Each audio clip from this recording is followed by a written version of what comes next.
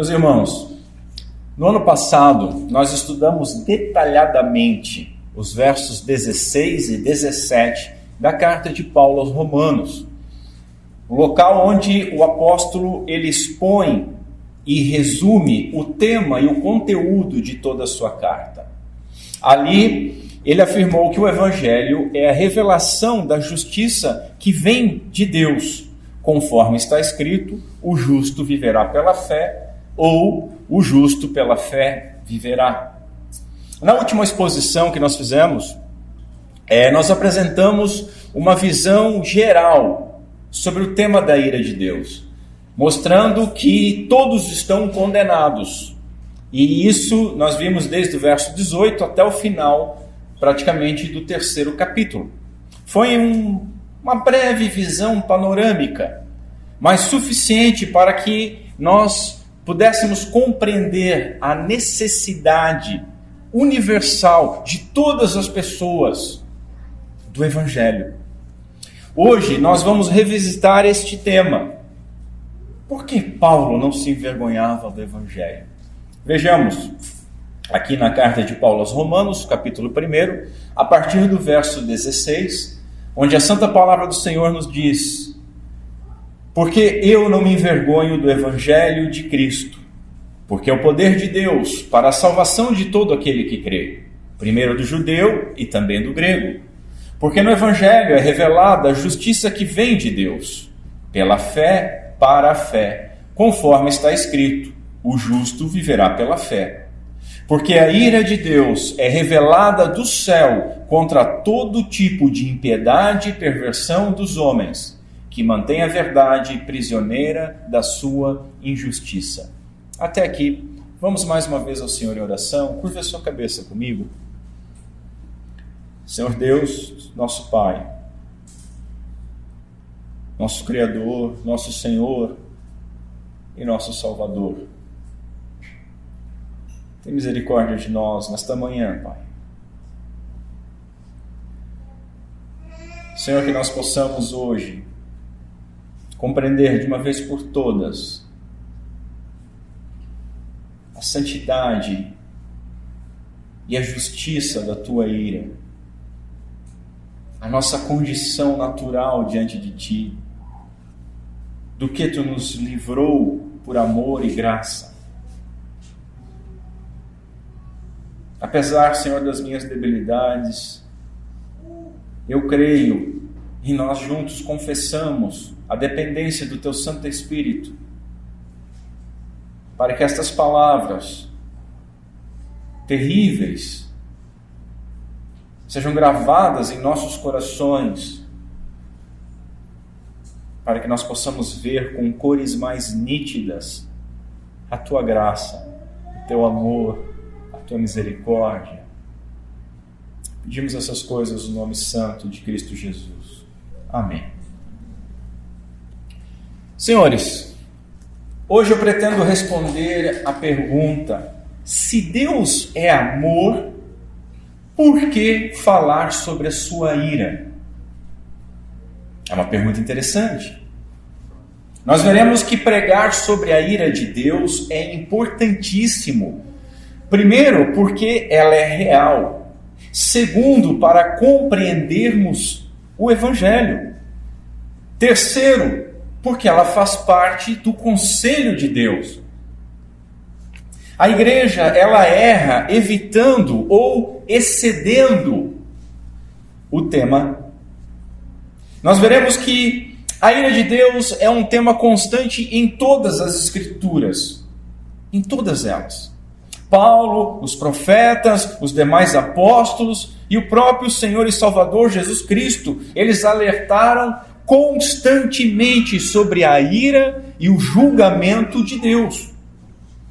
Por fim, nós veremos que aprender sobre ela qualifica e dá sabor à graça, ressaltando a nossa necessidade, ressaltando o nosso imerecimento desta graça e despertando em nós o temor a Deus, o amor, a gratidão e o louvor àquele que derramou a sua imerecida graça sobre cada um dos seus. Numa outra oportunidade, nós falaremos sobre como esta ira ela já está atuando. Não é uma ira futura simplesmente, mas ela já está atuando, é isso que Paulo fala aqui. Mas agora o meu interesse é demonstrar que, sem nós compreendermos realmente a condição em que nós estávamos, o fim que nós merecíamos e aquilo que foi feito por nós, faz com que nós sejamos ingratos, faz com que nós sejamos medíocres e faz com que nós sejamos nominais. Crentes nominais. Nós devemos saber de verdade do que nós fomos salvos. Nós precisamos compreender, meus irmãos, a má notícia da condenação que era merecida, para que então nós possamos ansiar e possamos ser satisfeitos unicamente na boa nova do Evangelho. E entender isso irá dilatar, aumentar o nosso amor por aquele que nos amou primeiro, fazendo-nos então gratos, obedientes àquele que, tendo todas as razões para nos destruir, Ele nos amou, nos perdoou, e mais do que isso, nos adotou. Assim, meu primeiro ponto é que o tema da ira de Deus, ele não é agradável, tampouco é popular. O homem natural, o homem não convertido, ele odeia esse tema. O homem natural, ele se engana, crendo que... Os irmãos já ouviram isso? Eu não sou perfeito. Mas eu também não sou tão ruim assim, né? Essas pessoas acusam o cristianismo de ser um sistema opressor através do medo, medo de lendas primitivas e explicações mitológicas. Medo esse que transforma aqueles que acreditam no cristianismo em pessoas obscurantistas, caipiras, limitadas, pessoas que negam a ciência. E assim, o homem natural, ele nega ou que haja um Deus, ou que se houver um Deus, ele esteja irado, ou ambas as hipóteses. A falsa igreja, ela também despreza esse tema. Primeiro influenciado pelos progressistas e pelos liberais, eles influenciaram a igreja a não crer nos milagres, a não crer na pessoa de Satanás, não crer na existência do próprio inferno.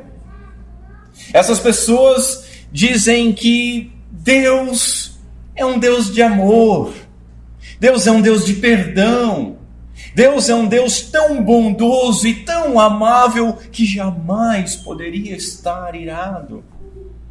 É bonitinho essa cantinela, mas não é verdade. E é interessante nós observarmos, irmãos, que se Deus pode amar, então Ele deve poder também odiar. É interessante nós notarmos também que se Deus é um Deus de perdão, então existe alguma coisa que precisa ser perdoada. Então existe uma verdade. E se existe uma verdade, existe uma quebra dessa verdade, que é o pecado. Os atributos de Deus, eles são inseparáveis. Amor e ira são duas faces perfeitas e harmoniosas do mesmo e único Deus. E nós vamos ver isso ao longo da mensagem. Nós encontramos também aquilo que se chama cristianismo, mas não é cristianismo, um falso cristianismo de bem-estar. Um cristianismo desmembrado, desfigurado, tornado uma ferramenta para fazer o homem sentir-se bem, para fazê-lo feliz, para fazê-lo próspero e, no máximo, para fazê-lo moral. Não faz isso, não faz aquilo e eu sou bonzinho. E isso, meus senhores, as religiões pagãs também fazem. E ouso dizer que fazem muito melhor. Mas a verdadeira igreja, infelizmente, também erra. ou evitando, ou excedendo o tema.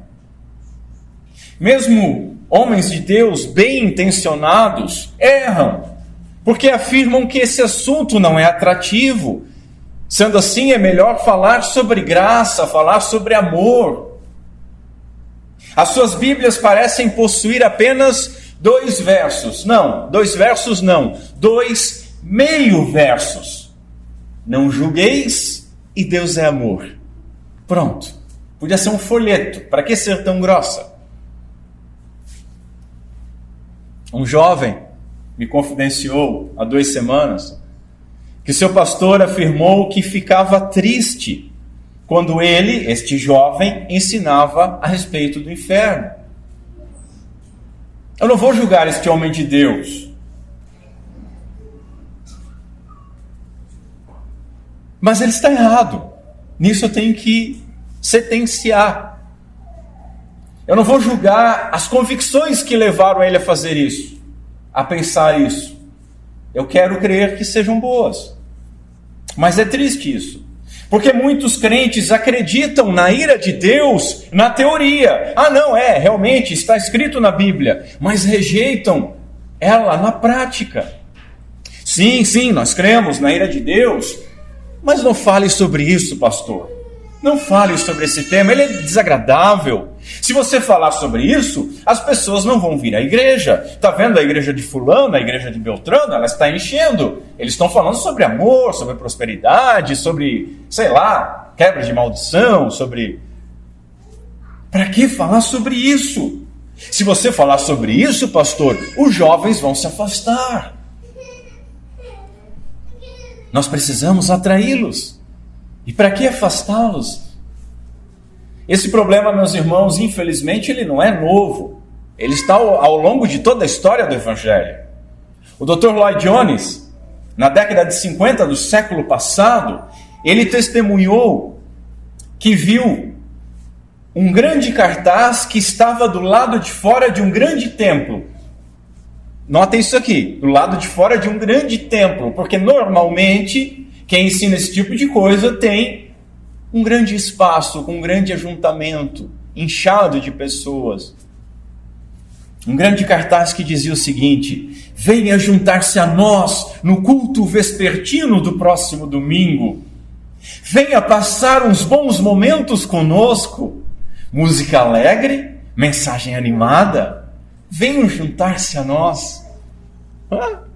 Quem sabe um publicitário fez isso. Meus irmãos, isso não soa completamente atual? Nós não vemos isso hoje em dia? Há igrejas que têm slogans como, eu não vou entregar o santo, mas igreja tal, lugar de gente feliz.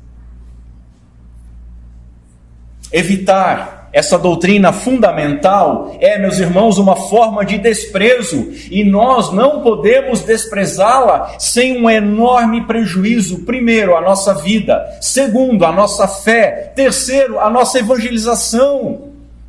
Não se evangeliza ninguém dizendo, venha passar uns momentos agradáveis conosco. Nós não podemos pregar as boas novas sem falar das más notícias. Nós não podemos oferecer salvação sem dizer do que exatamente as pessoas precisam ser salvas. Nós não podemos fazer justiça à crucificação e à morte do nosso Senhor e Salvador sem entender o porquê agradou a Deus Pai moê-lo na cruz do Calvário. Exceder o tema também não ajuda, é verdade. Há pessoas que só pregam sobre o inferno, dizendo que Deus vai castigar tudo e todos. Está de bermuda? Vai para o inferno. Orou de bermuda? Vai para o mais fundo do inferno. Bebeu? Vai para o inferno. Assiste TV? Vai para o inferno. Espirrou? Vai para o inferno. Não ajuda. Criar aquela imagem que Deus parece que está só esperando o homem pecar para castigá-lo. Isso é mentira. Isso é fazer Deus reagir a nós. Dizer que Deus está irado contra o pecado, e veja bem, e contra aquele que peca, o homem, é muito diferente de dizer que Deus ele está de pé nos céus com um raio em suas mãos, esperando alguém errar para fulminá-lo. Mesmo porque, vamos combinar, né? Ele não precisaria esperar muito tempo. Meu segundo ponto. A ira de Deus era um tema constante na pregação de Paulo, o apóstolo. Em primeiro lugar, Paulo falou sobre esse tema, aqui no texto que nós vimos no verso 18. Diz ele, porque a ira de Deus é revelada. De onde é revelada? Dos céus. Ela é digna, ela é santa, ela é sobrenatural, ela é sobre-humana. Mas ela é revelada contra o quê? Contra todo o tipo de impiedade e de injustiça. Mas de quem? Dos homens. Dos homens. Meus irmãos, não há ação sem agente. Não há pecado sem pecador. Dizer que Deus odeia o pecado, mas ama o pecador é uma mentira. Paulo aqui ele está falando com todos nós, absolutamente todos nós. Qualquer um de nós que fazemos, falamos, pensamos, desejamos qualquer daquelas coisas que Deus proíbe. Demonstramos impiedade e injustiça. Inclusive você, criança, que fica brabinha porque o pai não te dá determinada coisa. Você, criança, que não pode ver uma outra com um brinquedinho, que quer porque quer aquilo, e faz birra se não ganha. Você, criança, que desobedece o seu papai e a sua mamãe, é suficiente. Impiedade o que é? É abandono do nosso relacionamento com Deus. E o que é injustiça? É o fruto desobediente deste abandono. Tem uma ordem lógica. Você primeiro se afasta de Deus. E então você comete injustiça. E Deus revela a sua ira dos céus contra toda impiedade e injustiça. Não é só algumas. Não é só algumas. Tem igreja que é só pecados sexuais. Os membros mentem, os membros quebram o dia do Senhor, os membros roubam para serem prósperos, os membros adulteram. Aí não, adultério não. Aí, meu Deus. Não, toda impiedade e injustiça, desde a mentira, a quebra do dia do Senhor, ao adultério também, que Jesus deixou bem claro, como nós vimos em Mateus, que basta olhar. Meus irmãos, nós precisamos entender a relação do homem natural, do homem sem Cristo com Deus. Imagina o seguinte, quando um avião caindo, e esse avião caindo está cheio de homens. E esses homens estão em perigo.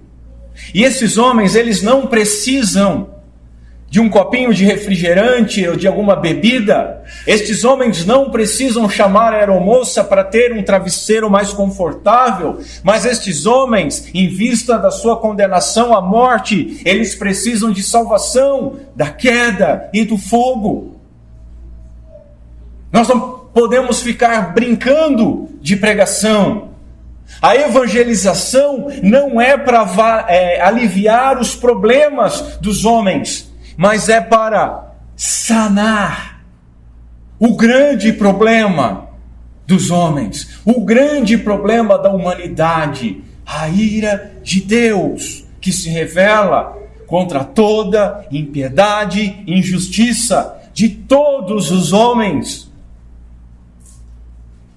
E o grande problema é o pecado e a punição que ele merece. Nós precisamos entender a nossa posição perante Deus e o destino eterno que nos cabe se nós não estivermos vestidos, cobertos com a justiça de Jesus Cristo, nosso Senhor. E o que Paulo faz? Ele nos coloca face a face com Deus. Mas veja, Paulo não falou sobre isso apenas aqui. Em segundo lugar, nós vemos que Paulo falou sobre a ira de Deus no restante da carta aos Romanos. Notem o eco do texto que nós estamos expondo. A ira de Deus é revelada do céu contra toda impiedade e injustiça dos homens. Lá no capítulo 3, onde ele diz assim: e se a nossa injustiça for a causa da justiça de Deus, o que diremos? Porventura será Deus injusto, trazendo ira sobre nós? Numa outra versão diz: Deus que visita com ira seria injusto? Deus não é injusto, irmãos, ao trazer a ira sobre o homem, pois a causa da ira é a nossa injustiça.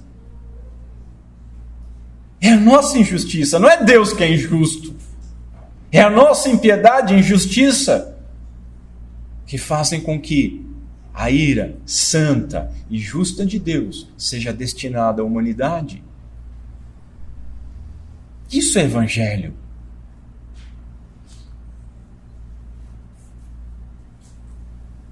No capítulo 5, nós vemos Paulo dizendo o seguinte: mas Deus prova o seu amor para conosco, em que Cristo morreu por nós, sendo nós ainda pecadores. Logo, muito mais agora, tendo sido justificados pelo seu sangue, nós seremos por ele salvos. Salvos do quê? Da ira. Paulo estava aqui argumentando no contexto que dificilmente alguém morreria por uma pessoa boa. Mas Cristo, ele morreu por nós, enquanto nós éramos seus inimigos, pecadores, vivendo em impiedade e injustiça. Note, o amor e graça, eles são derramados sobre aqueles que estavam debaixo da ira, pois ele continua dizendo: nós, sendo inimigos, fomos reconciliados com Deus pela morte do seu Filho. Verso 10. No capítulo 9, Paulo ainda diz o seguinte: e que direis se Deus, querendo mostrar a sua ira e dar a conhecer o seu poder, suportou com muita paciência os vasos da ira, preparados para a perdição? Capítulo 12, Paulo diz o seguinte, esse verso é interessante, porque a maioria das versões bíblicas não dá um entendimento claro dele.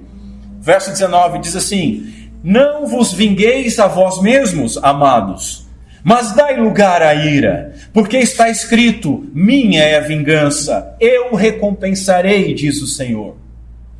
O Dr. Lloyd Jones ele aponta para duas versões inglesas que traduzem diferente esse dai lugar à ira. Traz o seguinte: não vos vingueis, amados, mas dai lugar à ira de Deus. Outra versão diz: mas deixai isso entregue à ira de Deus. O que Paulo está dizendo aqui? Alguém te afrontou, alguém te fez mal. Correto? Não faça nada. Não se vingue daquele seu inimigo que o confrontou. Deixa isso com a ira de Deus. Deixa isso com o Senhor. Veja, não é deixai a ira para lá. Tá? Não é você remover a ira. Não é isso que Paulo está falando. É você dar o seu lugar àquele que deve ocupar este lugar. Existe a ira e você que sentiu a ira. Dai lugar à ira. Não é tirar a ira, é tirar você. Deixa Deus. Deus ocupa essa ira. Deus vai vingar essa ofensa, essa afronta, essa perseguição. A Ele cabe administrar isso. A nós, no contexto, diz: pelo contrário, se o teu inimigo estiver com fome, vai lá e alimenta ele. A nós cabe: Senhor, Perdoa aqueles que nos têm ofendido. A nós cabe, não vamos deixar o sol se pôr sobre essa ira. Senhor, está aqui, te pertence, porque a Ele é o vingador. Uma versão nossa, a NVT, nova versão transformadora, uma versão mais de linguagem popular, ela traz assim, ó: amados, nunca se vinguem, deixem que a ira de Deus se encarregue disso, pois assim dizem as Escrituras, a vingança cabe a mim, eu, o Senhor, lhes darei o troco. Terceiro lugar, Paulo falou sobre a ira de Deus também nas suas demais cartas. Haverá, meus irmãos, um dia de juízo, um dia de julgamento, e nós devemos lembrar constantemente dos alertas, fugir da ira vindoura. Em 1 Coríntios, Paulo escreve o seguinte, no capítulo 3, no dia do juízo, porém, o fogo revelará que tipo de obra cada construtor realizou. Naquele dia, meu irmão, minha irmã, naquele dia, o dia de julgamento final, tanto a nossa salvação quanto a ira de Deus serão plenamente revelados. Naquele dia, nós pregamos constrangidos, tanto pelo amor quanto pelo terror, ambos juntos. Por quê? Porque todos nós prestaremos contas, pregadores e ouvintes. Em todo culto, nós participamos da ceia do Senhor. E nós fazemos a leitura do capítulo 11 de 1 Coríntios. Lá Paulo advertiu para que nós nos examinássemos. E porque muitos haviam se esquecido do julgamento de Deus, ele advertiu o seguinte: se nós julgássemos a nós mesmos, nós não seríamos condenados. Quando, porém, somos julgados pelo Senhor, somos corrigidos para não sermos condenados com o mundo. Em 2 Tessalonicenses, Paulo ele está consolando os perseguidos e ele diz o seguinte: quando se manifestar o Senhor Jesus desde o céu com os anjos do seu poder, como que ele se manifestará? Com labareda de fogo, tomando vingança dos que não conhecem a Deus e dos que não obedecem ao Evangelho do nosso Senhor Jesus Cristo. Ira, vingança, julgamento. Na carta anterior, na primeira carta, Paulo disse que nós servimos ao Deus verdadeiro enquanto nós esperamos dos céus o seu Filho, a quem ele ressuscitou dentre os mortos, a saber, Jesus Cristo, que nos livra do quê? Da ira vindoura. Em Efésios, capítulo 2, Paulo explica qual era a nossa filiação por nascimento, como é que nós nascemos. Você já ouviu aquela pessoa dizendo: eu também sou filho de Deus? Será? Acho que não é não, hein? Será que você é filho de Deus? Veja o que Paulo diz: nós nascemos dessa forma antes de sermos adotados. Ele, Deus, vos vivificou, estando vós mortos em ofensas e pecados, em que noutro tempo andastes segundo o curso deste mundo, segundo o príncipe das potestades do ar, o espírito que agora opera em quem? Nos filhos da desobediência, entre os quais, eles eram desobedientes, entre os quais todos nós também antes andávamos, nos desejos da nossa carne, fazendo a vontade da nossa carne e dos nossos pensamentos. E éramos, por natureza, filhos da ira, como também os outros. É assim que o homem nasce, filho da ira de Deus. Paulo, com certeza, seria censurado em muitas igrejas hoje. Muitos crentes sensíveis iam dizer: Paulo, calma, filho, assim não. Assim você vai esvaziar a igreja.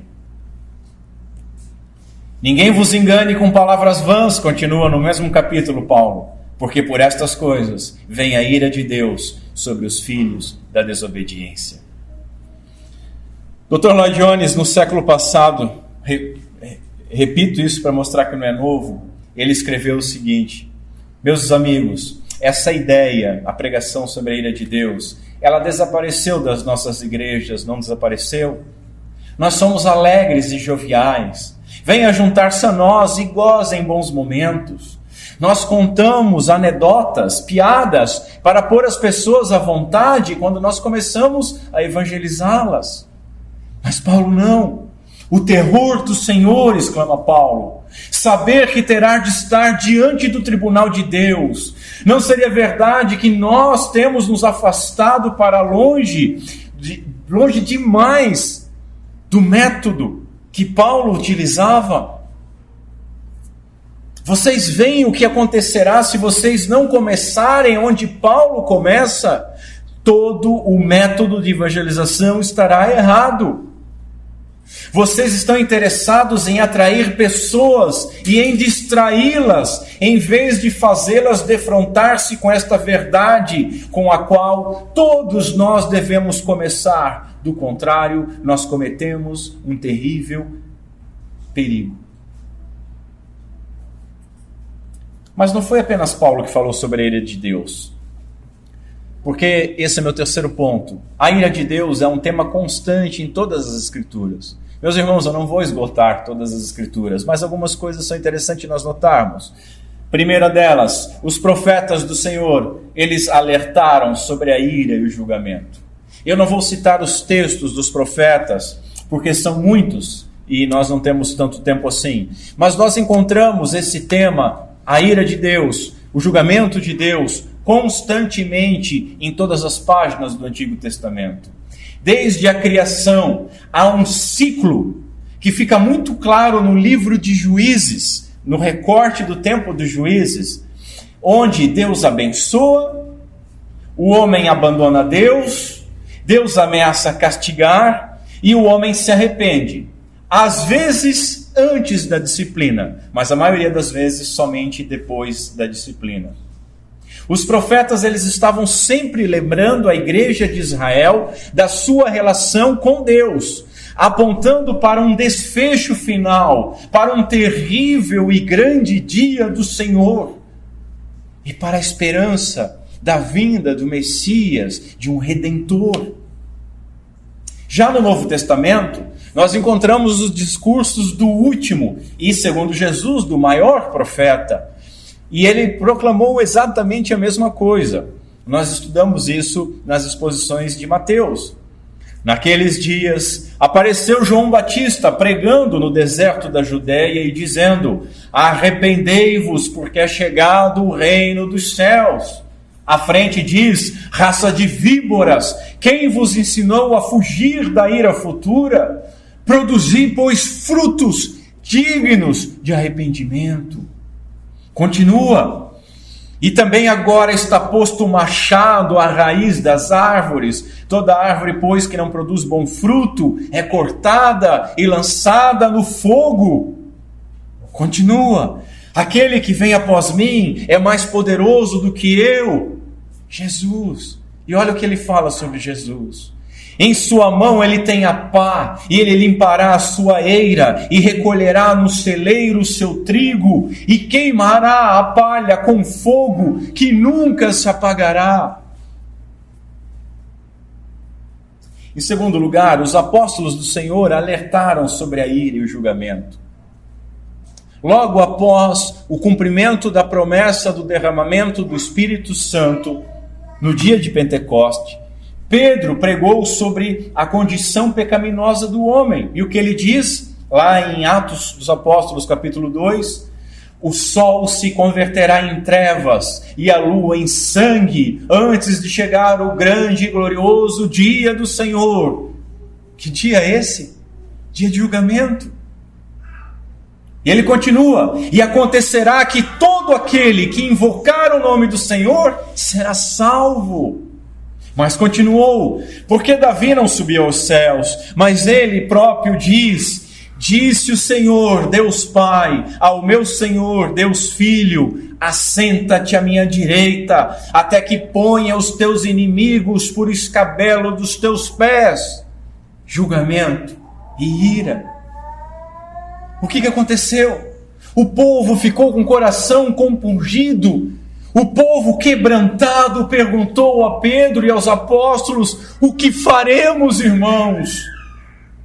E disse-lhes Pedro: arrependei-vos e cada um de vós seja batizado em nome de Jesus Cristo para perdão dos pecados. Meus irmãos, precisamos compreender que, porque Pedro, ele demonstrou a ira de Deus e a graça de Deus em Cristo, o verso 41 diz, naquele dia houve um acréscimo de cerca de 3.000 pessoas. Nós lemos outras escrituras. Hebreus nos diz o seguinte: porque se a palavra falada pelos anjos permaneceu firme e toda transgressão e desobediência recebeu a justa retribuição, como escaparemos nós, se não atentarmos para uma grande salvação? Capítulo 2. À frente, no capítulo 10, o autor de Hebreus diz: se pecarmos voluntariamente, há somente a assustadora expectativa do julgamento e do fogo intenso que há de devorar os inimigos. Mais à frente, outro alerta: uma vez que recebemos um reino inabalável, retenhamos a graça e agrademos a Deus, adorando-o com reverência e piedade ou santo temor. Por que nós deveríamos reter a graça, agradar a Deus e adorar a Ele com reverência e piedade? Continua, porque o nosso Deus é um fogo consumidor. Porque o nosso Deus é um fogo consumidor. Nós poderemos citar outros exemplos ainda. João, o apóstolo do amor, tanto em sua epístola, a primeira, como especificamente na revelação que recebeu em Apocalipse. Apocalipse é um ciclo da história. E lá nós aprendemos constantemente. O tema é julgamento e salvação. Em terceiro lugar, o próprio Salvador alertou sobre a ira de julgamento. Já que eu falei em Apocalipse, as cartas às 7 igrejas. Ira, julgamento e arrependimento para a salvação. Os pregadores daquele Jesus, paz e amor, sabe? Aquele Jesus meio The Chosen, assim, meio olhinho claro, meio hipster. Eles precisam lembrar do que Jesus pregava. Mateus capítulo 4 diz assim: desde então começou Jesus a pregar e a dizer: arrependei-vos. Ele enviou seus apóstolos para pregar o quê? Prosperidade? Não, a mesma mensagem.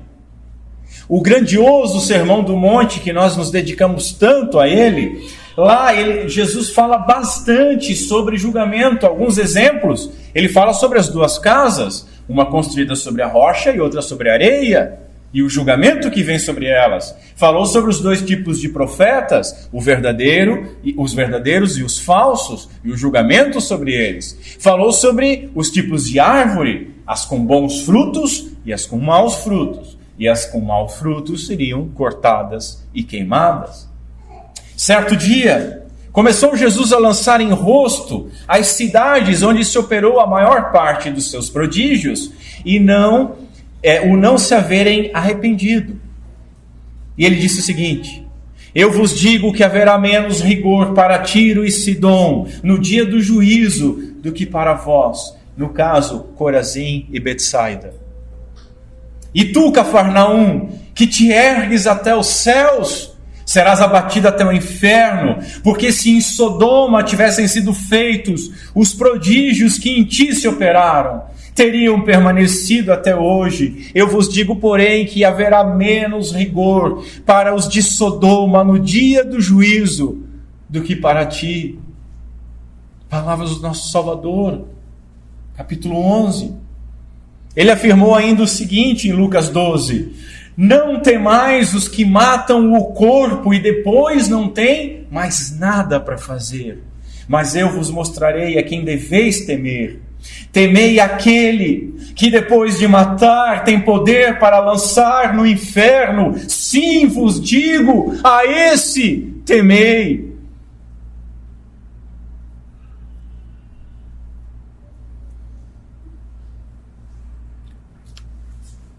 Os espíritos sensíveis não são novidade da nossa época de homens emasculados. Já haviam naquele tempo. E muitos disseram: ó, duro é esse discurso. Ó, assim o Senhor nos escandaliza. Ó, assim as pessoas vão embora. E o que Jesus fez? Qual foi a sua resposta? Vocês querem ir embora também?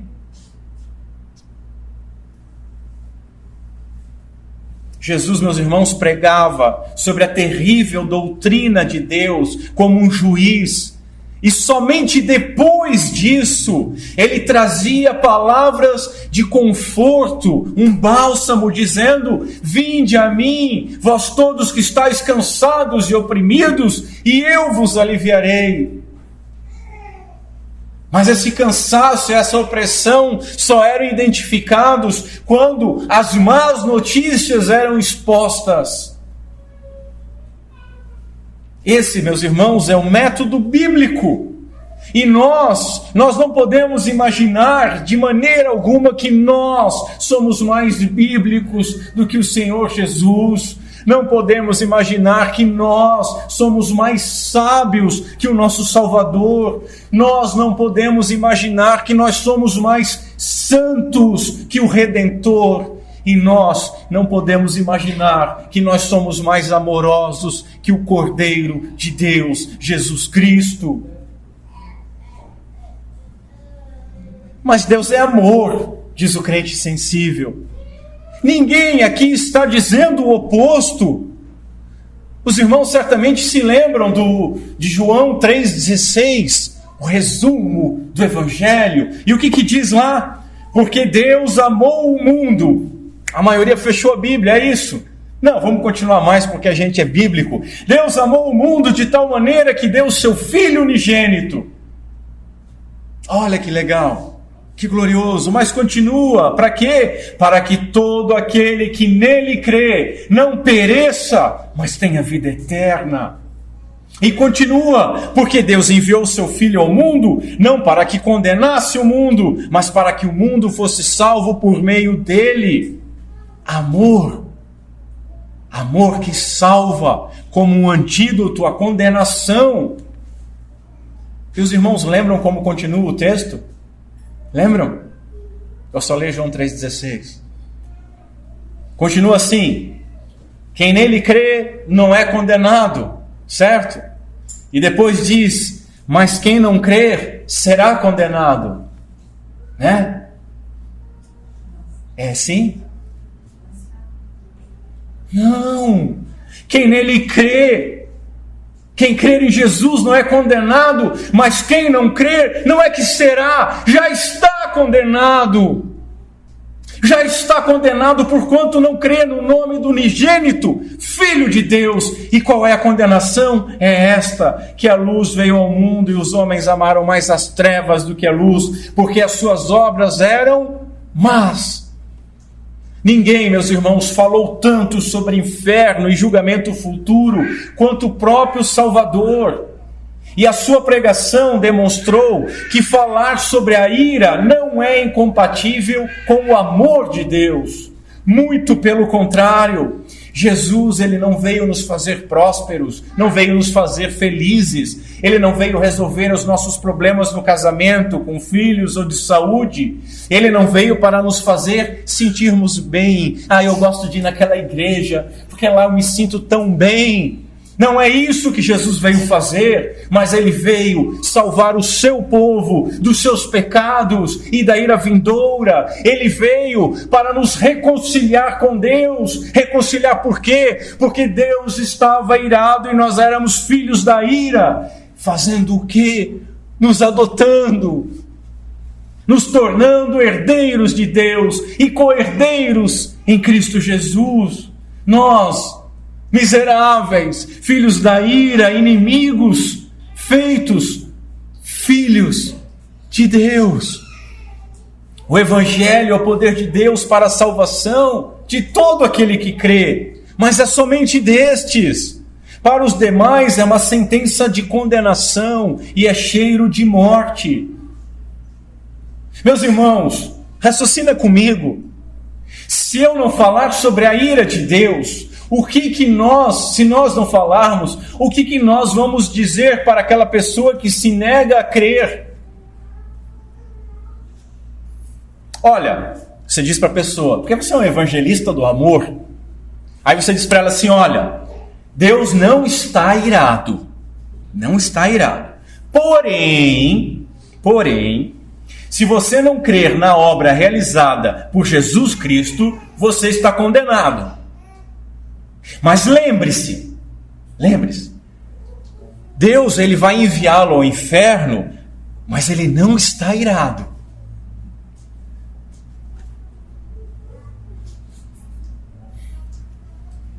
Em quarto lugar, os servos do Senhor têm alertado sobre a ira e o julgamento.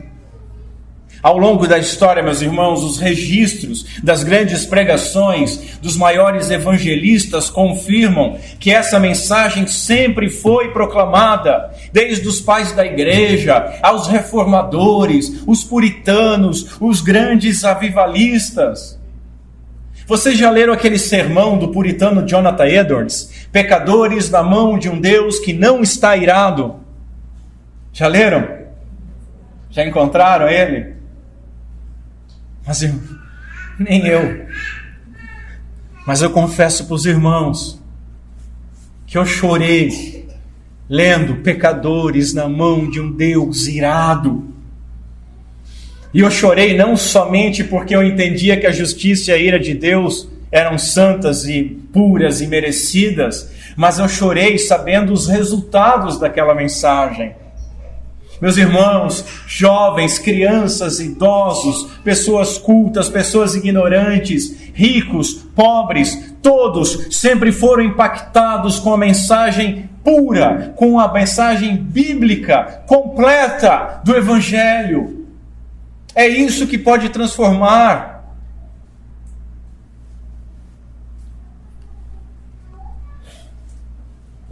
É isso que pode transformar. Em quarto e último lugar, meu último ponto, aprender sobre a ira de Deus qualifica e dá sabor à graça. E aqui eu vou entrecortar enquanto eu estiver falando, fique atento porque as aplicações vão surgir aqui, ainda que eu não diga, essa é a aplicação. Elas estão misturadas. Que Deus nos ajude. Em primeiro lugar, aprender sobre a ira de Deus é uma das razões para se pregar o Evangelho. Meus irmãos, a boa nova, ela era tão preciosa para Paulo, porque a má notícia era terrível. É lamentável que muitos hoje pensem e ensinem sabedorias e estratégias humanas, enquanto desprezam o poder do Espírito Santo, porque é o Espírito Santo que convence as pessoas. E o que ele convence? Jesus disse, do pecado, da justiça e do juízo. Nós não podemos ficar insistindo que está tudo bem. Nós não podemos ficar falando que há paz quando não há paz. O que Paulo vai dizer em Romanos capítulo 5? Justificados em Cristo, temos paz com Deus. Por quê? Porque se não estivermos em Cristo, nós não temos paz com Deus. E quando nós dizemos que alguém tem paz com Deus sem Cristo, nós embalamos essa pessoa enquanto ela está indo para o abismo. E nós mentimos. E nós vamos dar contas dessa mentira. Não há pregação sem expor todo o conselho de Deus. E o conselho de Deus inclui a sua ira e o juízo.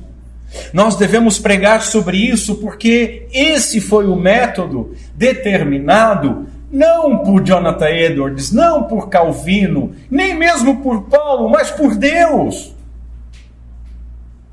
Salvar. por meio da loucura da pregação. Esse assunto, meus irmãos, ele jamais ficará ultrapassado. As pessoas dizem, não, no tempo vitoriano, era bonito o Spurgeon falar desse jeito. No tempo dos puritanos, as pessoas eram mais tacanhas, tudo, mas agora é moderno. Agora a gente tem que ser mais ágil, falar de umas coisas. Você não deve nem falar em conversão, você deve falar, vamos modernizar uma mudança de mente, você faz um mindset. Você tem que reorganizar. Esse assunto jamais ficará ultrapassado. Sabe por quê? Porque Deus não muda. Deus não muda. E o Deus que não muda, ele continua sendo o mesmo fogo consumidor. Presta atenção. Eu preciso compartilhar com os irmãos essas duras palavras do Dr. Lloyd Jones. Ele diz o seguinte: a menos que as pessoas venham a Deus porque desejam conhecê-lo e se disponham a amar o tipo de vida que Deus ordena, se disponham a amar o seu tipo de vida, o tipo de vida que Deus ordena, de nada vale ouvirem. Porque a função do Evangelho é levar as pessoas a Deus e reconciliá-las com Deus. A função do Evangelho não é encher igrejas. A função do Evangelho não é ter boa estatística, mas reconciliar homens com Deus e livrá-los da ira vindoura. E eu subscrevo essas palavras do Lloyd Jones. E eu pergunto para nós, hoje, como que nós temos pregado o Evangelho? Como que nós temos compartilhado o Evangelho? Nós temos adocicado? Muitos de nós temos, diferente de Paulo, vergonha do Evangelho. E nós atenuamos, nós simplificamos, nós desmembramos, até falar alguma coisa totalmente sem forma. E ainda temos a ousadia de dizer, pois é, eu tentei evangelizar essa pessoa, mas ela não se converteu. Mas você não evangelizou. Nós temos medo da reação das pessoas. Nós não tememos a Deus, mas nós tememos os homens. Nós temos medo de perder a amizade. Nós temos medo de ser perseguidos por causa do nome de Cristo. Nós somos covardes que se envergonham do Evangelho. Ah, pastor, mas se eu falar dessa forma, as pessoas vão virar as costas. Que virem! As pessoas vão me julgar. Que julguem! Nos nossos dias atuais eu posso ser preso. Que seja! Como que nós temos pregado o Evangelho? E por que nós temos pregado o Evangelho? Nós pregamos porque é um assunto urgente ao homem condenado? Isso é evangelização. Nós não devemos perguntar assim, será que se os blumenauenses ouvirem esse tipo de mensagem, eles vão se afastar? Não é isso que nós devemos perguntar. Nós devemos crer e pregar a verdade, sabendo, crendo, tendo certeza que é o Espírito Santo quem aplica a mensagem do Evangelho. É Ele quem convence os homens. Não sou eu, não é você, não é Paulo, mas é o Espírito Santo. Segundo lugar, aprender sobre a ira de Deus ressalta a necessidade e merecimento da graça. Paulo, ele foi a pessoa que mais usou uma das mais importantes palavras das Escrituras, graça. Ela aparece 132 vezes, dessas 132 vezes, 87 é com Paulo. É a grande maioria. Podemos dizer que o apóstolo dos gentios é o apóstolo da graça. Por que eu estou dizendo isso? Porque aqui no verso 16 e 17, Paulo está dando a definição do Evangelho.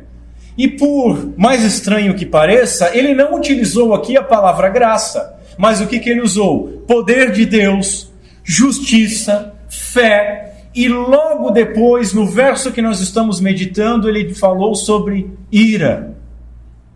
A ira de Deus, que é justa, contra toda a impiedade e injustiça dos homens, que estão todos condenados. O que significa graça? Mais básico, mais simples, assim, aquela favor imerecido. Graça é favor imerecido. E aqui, meus irmãos, está o Evangelho, ainda que graça esteja nas entrelinhas. Por quê? Porque o Evangelho é o poder de Deus para salvar pela fé todo aquele, qualquer um que crer. Por quê? Porque o Evangelho revela a justiça que vem de Deus. E ela vem por meio de Jesus Cristo. Justiça essa que é aceita por Deus. Justiça essa que torna justo, gratuitamente, por graça, todo pecador, toda pessoa que era injusta e impiedosa, todo aquele que crer. Dificilmente, meus irmãos, dificilmente nós poderemos entender, valorizar ou amar a graça sem nós entendermos o que nós éramos, quem nós éramos, o que nós merecíamos, como que nós estávamos diante de Deus. É assim que nós vamos entender a amorosa graça de Deus, imerecida, que nos salvou. E nos salvou do quê? Da ira de Deus. Nós não apenas cremos em certas doutrinas mecanicamente e entendemos, sim, Jesus veio salvar os pecadores, eu sou pecador, eu digo que creio, logo eu sou salvo. Fica bonito no quadro. Não! Nós experimentamos isso. O cristianismo, ele é experiencial. Nós experimentamos elas no relacionamento com Deus.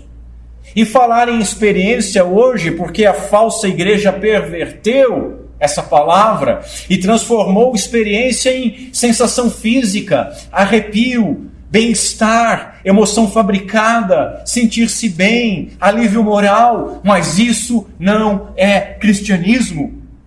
Cristianismo é uma experiência de relacionamento com Deus, onde nós experimentamos primeiro a nossa culpa. Olhamos para Deus não como quem tem direito,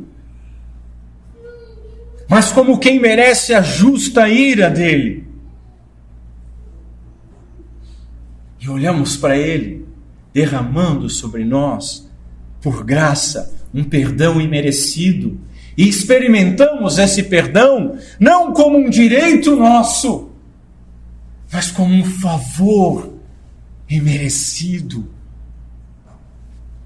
Portanto, meus irmãos, nós devemos colocar o homem diante de Deus antes de qualquer coisa. Nós não podemos oferecer o Evangelho como se fosse uma loja de departamentos de felicidade ou um shopping de bênçãos.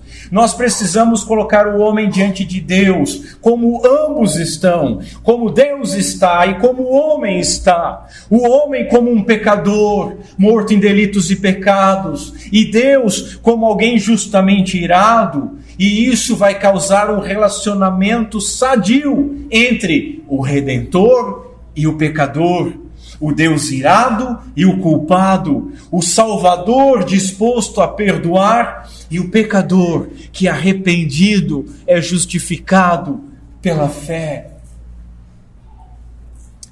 Terceiro e último lugar, aprender sobre a ira de Deus desperta amor. Amor àquele que derramou a sua graça. Irmãos, nós não provamos por lógica a salvação, nem a graça, nem a ira de Deus. Nós recebemos isso por revelação. No verso 17, Paulo afirmou que no Evangelho é revelada a justiça que vem de Deus. E agora no verso 18, ele afirmou que a ira de Deus é revelada do céu. E nós cremos nessa revelação. Ter fé no Evangelho, então, é acreditar na realidade da ira e da condenação. Não dá para crer no Evangelho sem crer nisso. A grandeza da glória de Deus, a santidade de Deus, a pureza de Deus, faz com que seja necessário que Ele lide com o pecado. Tudo aquilo que se opõe à sua bendita vontade, vontade essa que é boa, perfeita e agradável, é a Ele odioso e abominável. A sua justiça, a sua pureza, a sua retidão, elas devem dar ao pecado a devida punição.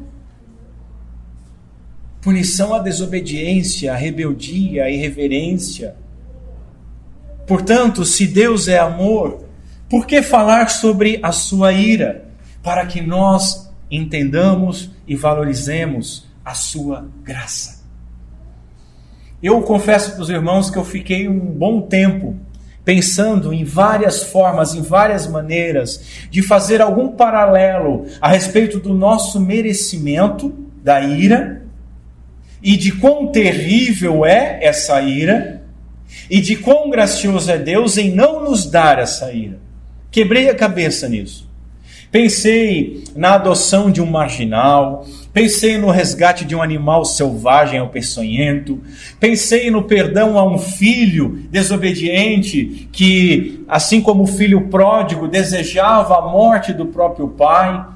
E confesso para os irmãos, nada foi suficiente. Nada. Nem mesmo imaginar como será o inferno é suficiente para compreendermos quão terrível é estar debaixo da ira de Deus. Aliás, meus irmãos, para nós compreendermos o inferno, para nós imaginarmos o inferno, isso somente é possível se nós compararmos o inferno com um terrível fato histórico, com a cruz de Cristo. Com a cruz de Cristo. Eu digo isso porque qualquer pensamento ou qualquer tentativa de definição da ira de Deus, por mais colorida, assombrosa que seja, ela vai ser abstrata. Não é palpável, caso não seja posta em vista à luz da crucificação de Jesus Cristo. É olhando para a cruz que nós entendemos a ira. E é entendendo a ira que nós entendemos a graça e valorizamos a graça. Na cruz, nós temos a revelação plena e o fato material de como a ira de Deus, ela é real, terrível e precisa ser considerada. Somente observando a morte do nosso Senhor e Salvador, a sua agonia, o seu abandono, não dos homens, mas de Deus, do Pai, a sua dor, somente assim nós podemos ter compreensão do que é a ira de Deus. Isso, meus irmãos, vai muito além do aspecto físico. Nós vemos às vezes em filmes a valorização somente do aspecto físico, e cá entre nós existiram mártires que sofreram mortes físicas tão terríveis ou mais terríveis do que a cruz. Não é só o físico, é muito além do físico.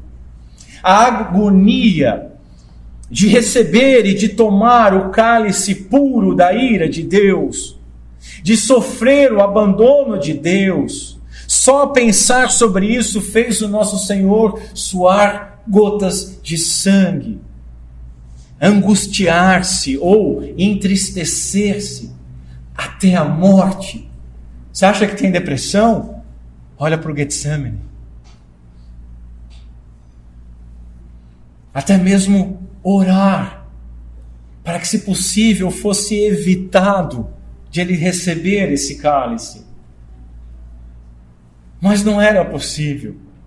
E não há, em parte alguma, na história, absolutamente nada que possa revelar mais e melhor a ira de Deus contra toda a impiedade e injustiça dos homens. Nós, meus irmãos, aprendemos por contrastes. Nós valorizamos a comida depois de passarmos fome. Valorizamos a água depois de sentirmos sede. O riso tem um sabor diferente depois das lágrimas. A noite, aliás, o dia, ele é valorizado após a noite. Nós reclamamos agora no verão do sol, mas depois de passar frio, amamos aquele calor. Nós amamos o alívio de não sentir mais dor. Amamos ver a chuva, que às vezes a gente reclama, depois de um período de estiagem e assim por diante. E absolutamente nenhum contraste é maior do que o bendito e justo Senhor morrendo a nossa morte, morrendo em nosso lugar, enquanto nós somos imerecidamente adotados por Deus, por meio de Cristo. Entender isso nos faz despertar para amar aquele a quem ofendemos, porque nós compreendemos que nós não poderemos fazer nada, estava totalmente fora do nosso alcance. E compreendemos que somente Cristo, no seu infinito e gratuito amor, pôde satisfazer a justiça de Deus. O salmista diz que Jesus restituiu aquilo que não roubou, porque foi nós que roubamos. Porque todos pecaram e carecem da glória de Deus, nós roubamos a glória de Deus. A cruz, então, revela a ira de Deus em cores vibrantes. Deus não seria justo se apenas deixasse o pecado de lado e não o punisse. Charles Spurgeon escreveu o seguinte: a cruz clama aos filhos dos homens: não façam essa coisa abominável que Deus odeia, porque Ele de forma alguma poupará o culpado. Deus deve revelar o seu braço e desembainhar a sua espada no céu e destruir o pecado onde quer que ele seja encontrado, porque Deus fere o pecado mesmo quando ele é imputado no seu único e amoroso Filho. E se Deus fere aquele que é perfeito, que leva os nossos pecados, como que não ferirá o culpado de rejeitar esse amor? Porque, meus irmãos, a cruz também revela em cores vibrantes o amor de Deus. Ela revelou a justiça de Deus como uma dádiva entregue a nós, concedida por graça, que vem até nós mediante a fé, que também é dádiva. Por isso, irmãos, nós pregamos sobre a ira. Por isso, para que nós sejamos conduzidos ao arrependimento e ao regozijo, à alegria plena, naquele perdão imerecido, para que nós não paremos de glorificar aquele que nos amou, nem mesmo enquanto estivermos passando as maiores aflições. Porque se nós compararmos as nossas maiores aflições com a terrível ira que Jesus experimentou, nós vamos ver que as nossas aflições são leves e momentâneas. Paulo escreveu o seguinte: Deus não nos destinou para a ira, mas para a aquisição da salvação por nosso Senhor Jesus Cristo, que morreu por nós, para que vivamos juntamente com Ele. Portanto, senhores, fujamos da ira vindoura, indo a Cristo. Estando nele, saibamos que nenhum mal que nos sobrevenha está fora do controle de Deus. E Ele usa todas essas coisas, inclusive as nossas aflições, para a glória do seu nome e para o nosso bem. A igreja, ela precisa ouvir essa mensagem, ela precisa ouvir o evangelho completo, porque nem todos os membros são de fato crentes, infelizmente. A igreja precisa ouvir, porque mesmo os crentes, eles precisam constantemente lembrar de onde eles vieram, quem eles eram, e sob qual maldição eles estavam antes de serem feitos nova criatura. Não para nós ficarmos lamentando, mas para nós glorificarmos e nos alegrarmos naquele que nos amou primeiro, de maneira graciosa e imerecida. Irmãos, porque Jesus morreu a morte que nós merecíamos, debaixo dessa ira terrível de Deus, por causa da nossa transgressão, nós somos salvos. E esse é o Evangelho.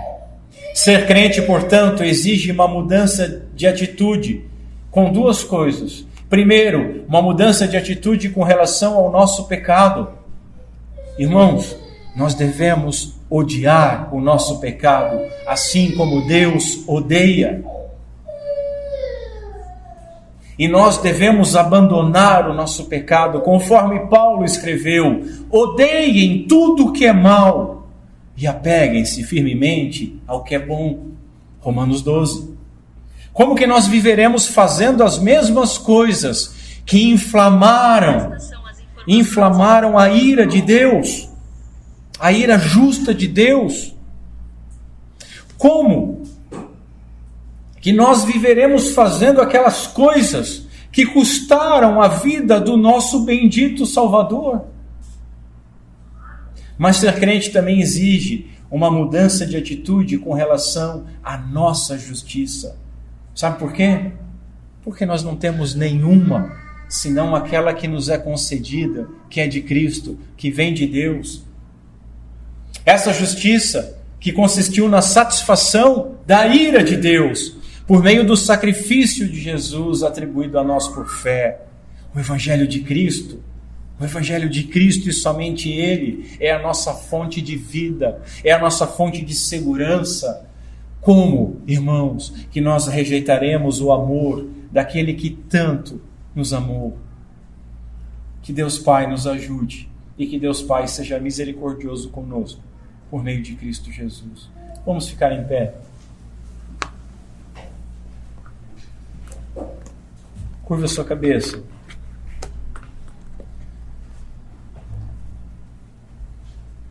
Senhor Deus, depois de tanto falar sobre essas coisas, não devemos nos demorar emendando palavras.